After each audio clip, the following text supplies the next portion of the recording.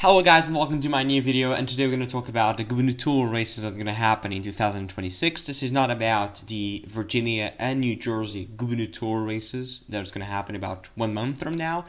From the point I'm going to publish this video is 1 month and 2 days from now. Republicans have been surging in Virginia, at least in comparison with 2024, and in New Jersey the Democrats have now been building a big firewall in terms of the mail-in votes so they could be safer in November, even though Jack Ciattarelli is doing a fantastic job making New Jersey much more competitive than people thought initially. So this video is not about New Jersey, it's not about Virginia. I'm going to have one about Virginia and New Jersey on Saturday or Sunday. I think it's going to be on Sunday with the weekly update in terms of the early voting. I mean, Virginia in person early, also early vote, and in New Jersey also only a mail-in vote. We're going to have in person early in the last week of voting.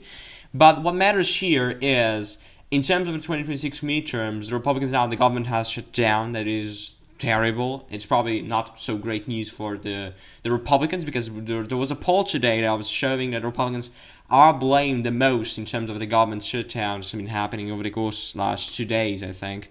So this is a disastrous. They only have one task: to pass the bill, to pass the money to the agencies for them to work, and they failed again. This is something that happens occasionally. It happened in 2018 to the fiscal year 2019 in Trump's first administration. It lasted about 35 days, the longest in history, and also it happened during Obama's and during also Bush's term. And I mean, the point I'm making here is very simple. This is just a problem of the Congress. They need to pass the bill. If they don't, the Democrats now they don't want to pass the Republican bill because they're saying it's going to cut healthcare, and it does that. Whether you agree or not, that's the point. It does. The Republicans are saying it's about illegal aliens. We don't know if that is true or not, but that's what the Republicans say. And the point here is very simple. We need to wait and see. I hope the deal can be reached soon, more sooner than later. It's better, and we'll see if that will happen. So about the 2026 midterm election, we'll see about Gavin Newsom is probably going to run in California, and that will mean the Democrats are going to win easily California. This is a really safe blue state. Colorado, trending to the left in the last recent years, is probably going to stay Democratic with a healthy margin. I would say 15, even 20 points. I don't know, in 2022 it was a 20 points margin, so this could be actually close to 30 if the Democrats have a really good night, because Colorado, you know, it was red not just so long time ago. It was in 2004 it voted for George W. Bush, I think, and now it's a relatively safe blue state. Even Kamala won there quite comfortably by about almost 20 points, I think. So now we'll move to Illinois as well, another blue state, and also all of those except from Vermont and New Hampshire. Because what is interesting about all of this is that Vermont is a very relatively safe blue state in terms of presidential, in terms of senatorial. It is of course where Bernie Sanders is from, but somehow Vermont gubernatorial race is like this. Phil Scott, this is about 2022, of course. Vermont has each 2 years elections, as well as New Hampshire. But Phil Scott won very easily. In 2024, it was more of the same, which is interesting.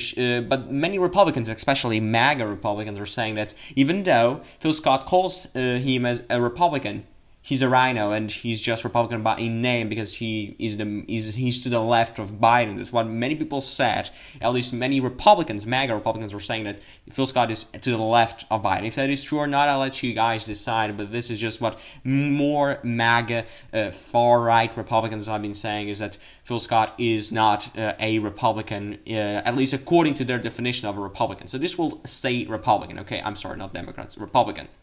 And by a safe margin. You can see here more than 45 points. That's it. Chris Sununu is not the incumbent governor, it's Kelly Ayotte. And this is Chris Sununu in 2022, then Kelly Ayotte won in 2024, and she's going to win again if she decided to run, because she's very strong. She was also senator from New Hampshire, and now she's probably going to win another 2-year term there. Then I'm going to move to Florida. Ron DeSantis cannot run again. I don't know. Probably he cannot because he was elected in 2018 and he did 2022 now. He cannot run again. Okay, but Ron DeSantis won by 20 points almost, and Florida's going to say safe Republican because Florida now has been trailing since 2016. Since Trump got into the scene, Florida has been trending red, and you know how things are right now. Florida is a relatively safe red state in comparison to Colorado that was competitive by the time of 2012. Then we'll move to all Wyoming, Idaho, South Dakota, Nebraska, Oklahoma, Arkansas, Tennessee, Alabama, South Carolina, and I would say Alaska. This is the safe red states, okay? Now we'll move to I'm leaving Kansas on purpose because Kansas has a Democratic governor, and you might think, okay, that's not possible because Kansas is a relatively safe red state in all aspects, in all terms. Trump won here by almost 20 points or even more than that. I'm not so sure about that. I'm sorry. So the point you're making is, how can Laura Kelly be the governor of Kansas in a so Republican state? She's a moderate. That's the first principle here. And the former Republican governor from Kansas before 2018, because she won in 2018 by 5 points, and he was not very popular at all. That's why Laura Kelly won, and that's why she is right now the incumbent governor there. And the main point here is, I think this will stay Republican, I think this will go Republican, I'm sorry. And the point I'm making here is very, very simple. I think this will go Republican, this will flip, because even though it's a blue wave here probably, I'm not so sure if any person apart from Laura Kelly can win. I'm not so sure if they have term limits, but if Laura Kelly cannot run for election, I think this will be a very difficult fight for the Democrats there. So now we'll move to New Mexico. This will stay Democratic, probably by a lean margin. Why am I saying this? Because this Ronchetti was very competitive, only lost by about, that was 6.4 points. And if you go to the more, I would say if you go to the election in 2024, also Trump did a not so bad job there, and he actually did a great job, and that's why I might say something about this state. This can be not so bad, but I would say this will be likely Democratic, okay? In a blue wave year, that's what we expect. I'm not forgetting about Oregon. Oregon was a try for the Republican Party in 2022. They tried to flip the state, even though they didn't, as you can see here. But I think this will go Democratic and by a likely margin as well. Then we move to Nevada and Arizona, and I'm gonna leave those, okay?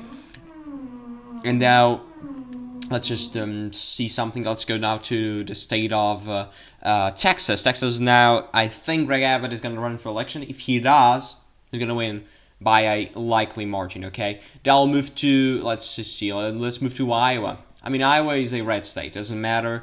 This will go Republican. Doesn't matter really what's happening here. Maine is considered a Democratic state. Not a likely Democratic, but probably is a lean Democratic state. But Janet Mills, she's a very popular, I would say popular governor, at least in Maine. Most people don't like her, but at least in Maine, she does a great job. She won by 13 points, and she's probably going to win again if she decides to run by a likely margin.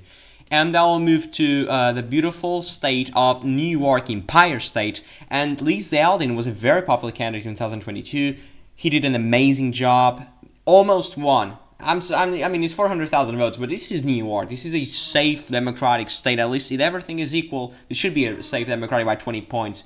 It wasn't. Zeldin did an amazing job. I think this will say by a very likely margin, because I don't think Zeldin will run again, and if he decides not to run, it's probably going to be a safe Democratic state there. Now I'll move to Pennsylvania. Josh Shapiro is going to win again. Okay, that's my prediction. Probably can be a smaller margin or even a bigger margin, but of course. But I think it will stay Democratic by a likely margin, because Josh Shapiro has a huge approval rating there. That's why I think Kamala should have chosen him instead of Tim Walz. That was not a he was not a great candidate at all, and the point I'm making is she should have chosen him, because he was.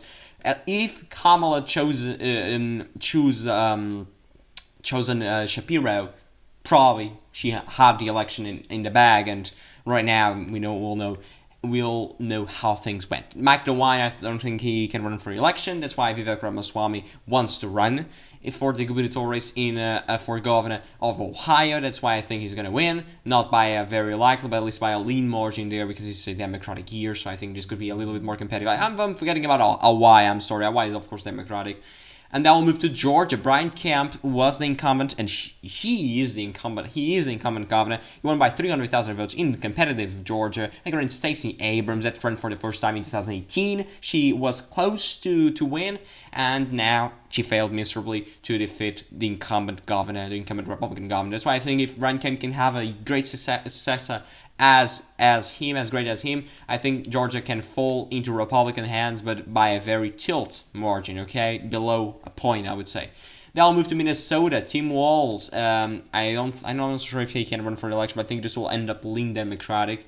And now we need to talk about Arizona. Will end up tilt Democratic. That's my prediction. Katie Hobbs is barely lost against Kari Lake in a very Republican year. This just shows how Kari Lake is not a candidate. The Republicans should not have picked her, and that's my opinion. Of course, you're gonna have another, but you saw in 2024 she lost again. It is not a problem, and Trump won by 6 points. That's why this is not a problem with the Republican Party. It's a problem with Kari Lake, and she should not run again. I mean, that's my opinion. Of course, if Trump endorses her, she's probably gonna be the nominee. Nevada, Joe Lombardo is gonna lose, okay, because he won by a very small margin, and then the blue wave early, so people expect. I think this will stay Democratic by a very tilt margin, because Nevada has been trending red, as all the Latino population is in the country, but I think it will stay as a tilt blue margin. Now we'll move to the two biggies, the Wisconsin and Michigan. So Wisconsin has a Democratic governor that is retiring, okay, Tony Evers, and I do think Wisconsin will stay Democratic by a tilt margin. And Michigan with Rachel Whitmer, I don't think she can run for re-election. That's why I think this could be more competitive, not by 11 points. I'm going to say it's going to be a lean Democratic in Michigan. This is my prediction so far. So I give 18 gubernatorial races to the Republicans and 18 gubernatorial races to the Democrats.